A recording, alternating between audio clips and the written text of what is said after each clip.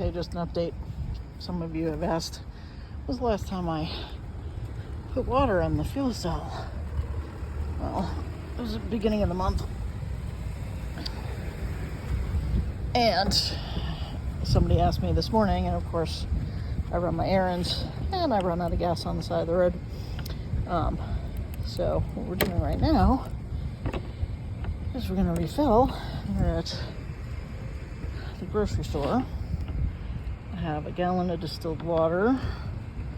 Put about a half a teaspoon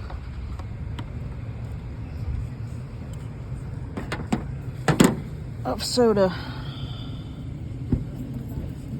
Let's see, I still have electrolyte fluid in here, so I'm wondering, so I'm not really producing any gas,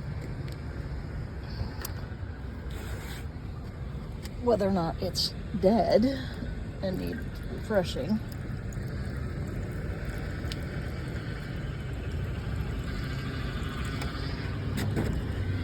As far as the water is concerned, because it's been electrocharged. So I'm just gonna make sure it's mixed up real well. And top off what I can top off. And I'll double check we're actually making some gas. So we can fill this up as much as I can.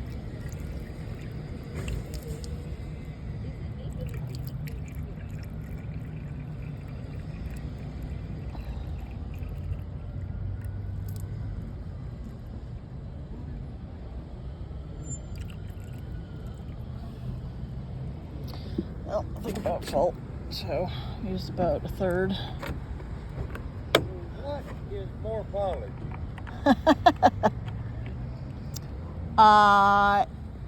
It's a term in regards to the body structure of insects and the structure of architecture. So essentially, it's like how things are built, how things are made, how things. You're gonna make an ant pick up a building. No, it's just a theory, but basically what I'm doing right now is this is a hydro cell to make this run off of hydrogen. Oh, really? Instead of just gasoline. So I just ran out of gas, so basically we're gonna try and get home just on hydrogen. I guess you got a big tank in. Well, this is a little over a gallon of water, and that's a 25-gallon fuel tank. So I've only ever put 5 gallons in this thing at a time. So I've run $100 worth of gas this entire month. And of course, having to call a tow truck was very expensive to get another 5 gallons of gas, but you know, it's a test. It makes good stories. So anyway, yep, I'm gonna try and get this thing home on just a little bit of water, going all the way to Culpeper. And we'll see what we can do. On water. On water, exactly. If I can do it, man, there's, it usually costs me almost $500 a month to run this car. Just because of the bad gas mileage. So if I can make it work for me and save a little bit. Well, you need to get a DC power supply and some water and generate hydrogen. Yeah, I'm just running it off the car battery. So I've got 12 volts. And basically I've got a super... Well, that's the thing. The hydrogen, it separates in here because this is electrified. Yeah. Right?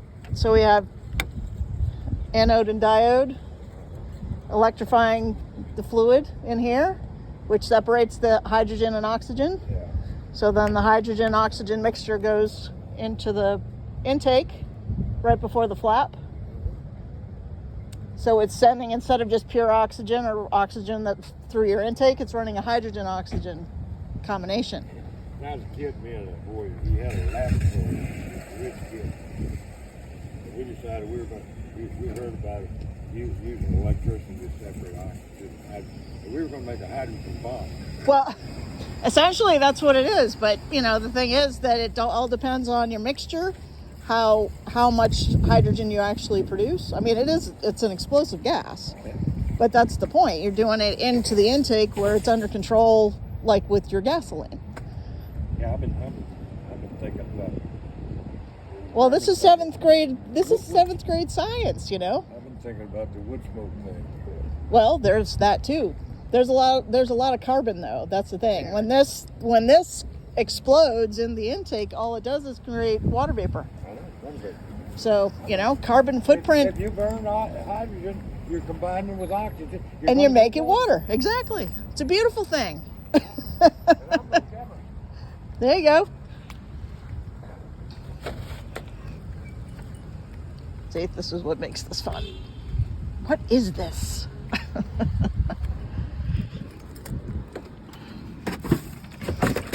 So, anyway.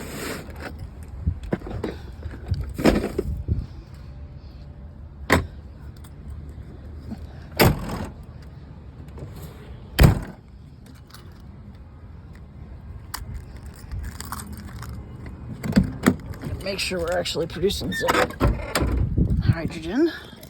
Let me get this thing turned on.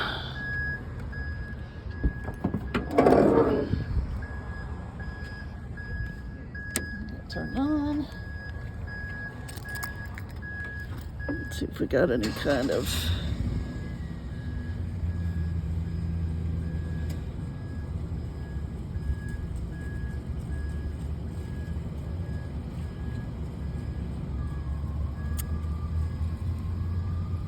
so we should be producing something by now, but if we're not, we might have our electronics inside the fuel tank or the hydrocell needing to be replaced, because we should be making bubbles right now, but we're not. So good to know.